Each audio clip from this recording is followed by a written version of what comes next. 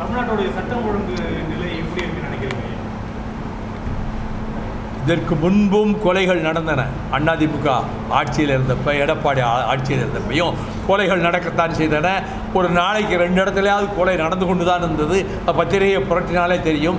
அந்த போக்கு தொடர்ந்து கொண்டிருக்கிறது. அதை தடுப்பதற்கு இங்கே தளபதி ஸ்டாலினுடைய அரசு இதை தடுத்து நிறுத்துவதற்கு இப்பொழுது பல ஆலோசனைகளை காவல்துறை அதிகாரிகளோடு மேற்கொண்டு அவர்கள் இதை போக்கினை தடுக்க வேண்டும் என்பதற்காக அரசு தக்க முடிவுகளை செய்து செயல்பட்டு கொண்டிருக்கிறார். அரசியல் தலைவர்களுக்கும் தொடர்ந்து அச்சுறுத்தல் இருந்துட்டே வருது.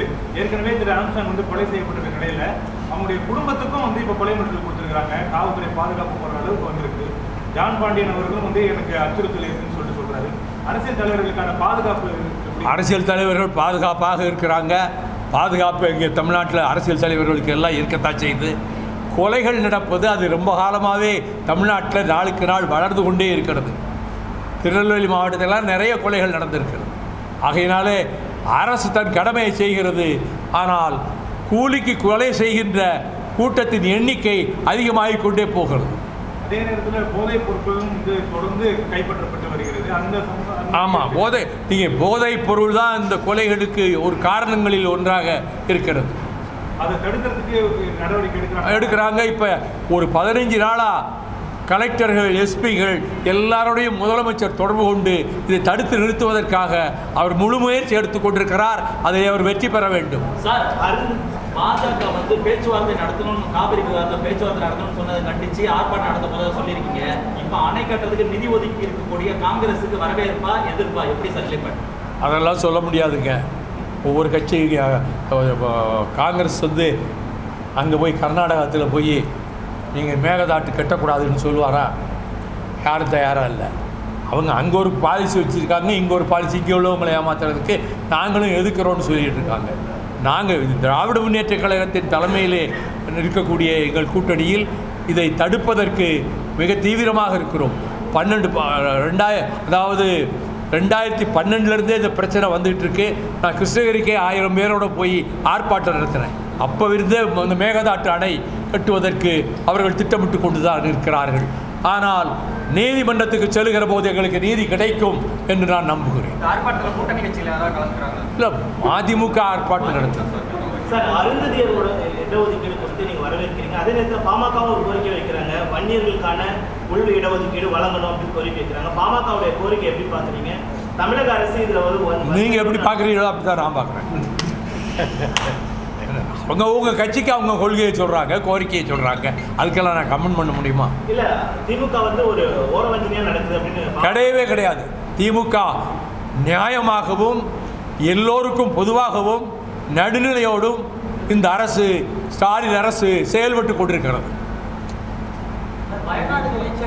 தேசிய பேரிடர் அறிவிக்கணும், நிறைய பேர் கோரிக்கை வச்சுட்டு இன்னமும் அதை முன்னெடுக்க மத்திய பாஜக அரசு. அதே மாதிரி நிதி ஒதுக்கல. ஆனால் அமித்ஷா என்ன சொல்லியிருக்கிறாங்க, ஏற்கனவே அறிவிச்சோம் கேரளா இருக்குது.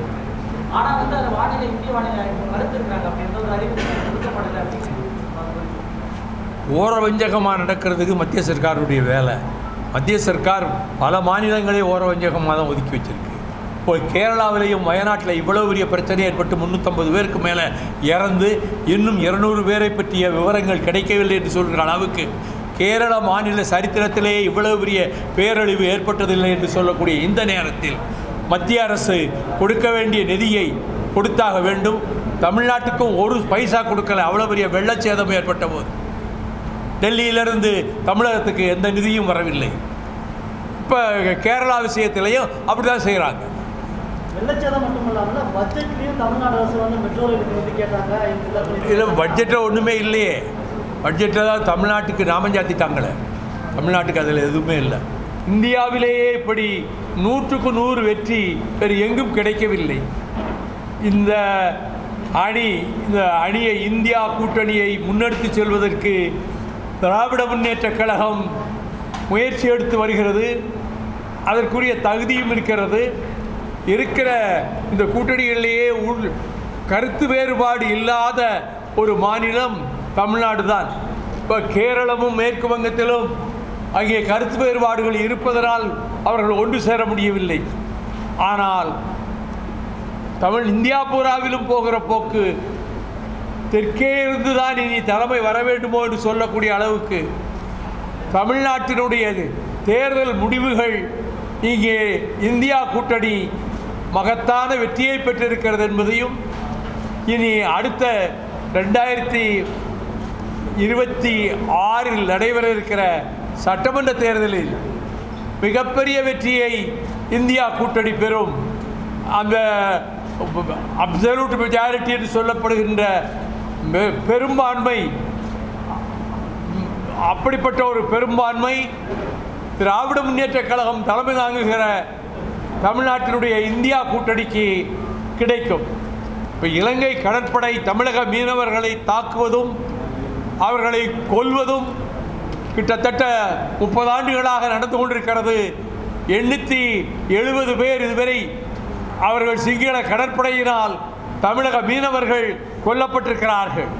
இப்பொழுது 87 மீனவர்கள் இலங்கை சிறையில் உள்ளார்கள். 175 படகுகளை கைப்பற்றி வைத்திருக்கிறார்கள். ஒன்றிய அரசு இதற்கு முற்றுப்புள்ளி வைக்க வேண்டும். இங்கே மீனவர்கள் பிரச்சனையில் குஜராத் மீனவர்களுக்கு ஒன்றென்றால் உடனே இந்திய அரசு உடனே தலையிடுகிறது, அவர்களை பாதுகாக்கப் போகிறோம் என்கிறது. தமிழக மீனவர்களும் இந்திய பிரஜைகள் தான் என்பதை மத்திய அரசு மறந்துவிட்டது. அவர்கள் 175 படகுகளை கைப்பற்றி வைத்திருக்கிறார்கள். அங்கே மீனவர்களும் சிறையில் இருக்கிறார்கள். இடையிலே 3 பேர் 4 பேரை விடுதலை செய்வது. இப்பொழுது 4 மீனவர்கள் இங்கே அண்மையிலே கடலிலே குதித்தார்கள் இவர்கள் தாக்கும்போது. அதிலே மலைச்சாமி என்ற மீனவர் உயிர் நீத்தார். ராமச்சந்திரன் என்பவரை காண முடியவில்லை, மற்றவர்களை பற்றி தெரியவில்லை. 87 மீனவர்கள் இப்பொழுதும் சிறையில் தான் இருக்கிறார்கள். மேகதாட்டு அணை கட்டப்போவதாக கர்நாடக முதலமைச்சர் சித்தராமையா அறிவித்துள்ளார். அங்கே காங்கிரஸ் ஆட்சி நடந்தாலும் சரி, பிஜேபி ஆட்சி நடந்தாலும் சரி, மேகதாட்டு அணையை நாங்கள் கட்டியே தீர்வோம் என்று இன்றைக்கு அதற்கான பண ஒதுக்கீட்டையும் அவர்களுடைய பட்ஜெட் அறிக்கையிலே ஒதுக்கியிருக்கிறார்கள். மேகதாட்டு அணையை கட்ட முடியாது. அது காவிரி நடுவர் மன்றத்தின் இறுதி தீர்ப்பையும் உச்சநீதிமன்றத்தினுடைய உத்தரவையும் சார்ந்துதான் எந்த முடிவும் எடுக்க முடியும்.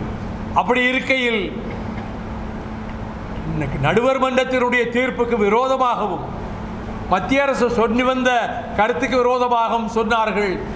அது நாங்கள் தலையிட முடியாது என்று சொல்லிக் கொண்டிருந்தவர்கள் நரேந்திர மோடி இப்பொழுது பேச்சுவார்த்தை நடத்தி பார்க்கலாம் என்று சொன்னதாக வெளியிலே செய்தி வந்தது. பேச்சுவார்த்தை கூடவே கூடாது. அது நம்முடைய தமிழ்நாட்டினுடைய நீர்நிலை அமைச்சர் என்னுடைய அன்பு சகோதரர் துரைமுருகன் அவர்கள் சொன்னதைப் போல அது ஒப்புக்கொள்வது தற்கொலைக்கு சமம் என்று சொன்னார். அது சரியான வார்த்தை. அப்படிப்பட்ட நிலைமைக்கு நாம் ஆளாகக்கூடாது. அவர்கள் ஏற்கனவே நீதிமன்ற இறுதி காவிரி நடுவர் மன்றம் சொன்ன தீர்ப்புப்படி அவங்க ஒதுக்கீடு செய்யலை. அவங்களா அதிகமான பணத்தை அங்கே இந்த மேகதாட்டு அணைக்காக ஒதுக்கீடு செய்திருக்கிறார்கள். அப்படி என்றால் கபினிக்கும் கிருஷ்ணராஜ சாகருக்கு அணைக்கும் தண்ணீர் வராது. அப்படி தண்ணீர் வராத பட்சத்தில் மேட்டூருக்கு தண்ணீர் வராது.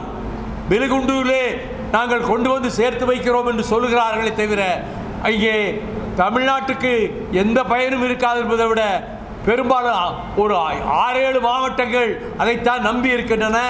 6 மாவட்டங்கள் குடிநீருக்கும் காவிரி தண்ணீரை மேட்டூர் தண்ணீரைத்தான் எதிர்பார்த்து கொண்டிருக்கிறது. இப்படிப்பட்ட நிலைமையில் தமிழகம் மிகவும் பாதிப்புக்குள்ளாகும்.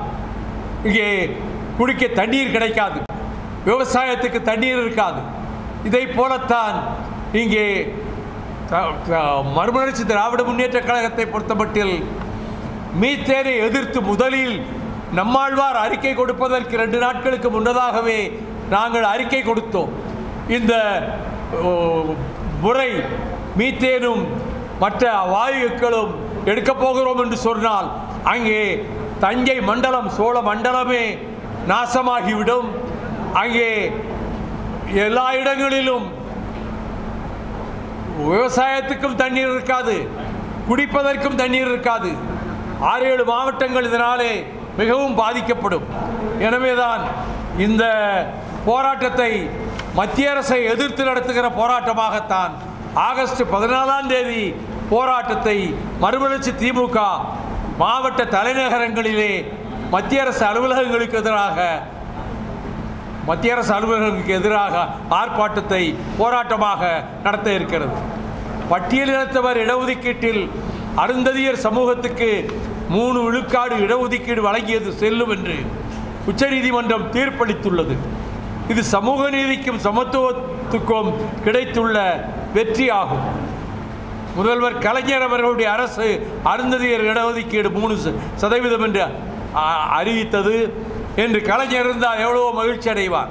இந்த 3% மிக ஒதுக்கப்பட்டிருக்கக்கூடிய அருந்ததியர் சமுதாயத்துக்கு ஒதுக்கியிருப்பது சமூக நீதியினுடைய பாதையிலே இந்த அரசு, திமுக தலைமையிலான அரசு சென்று கொண்டிருக்கிறது என்பதற்கு சரியான உதாரணமாகும்.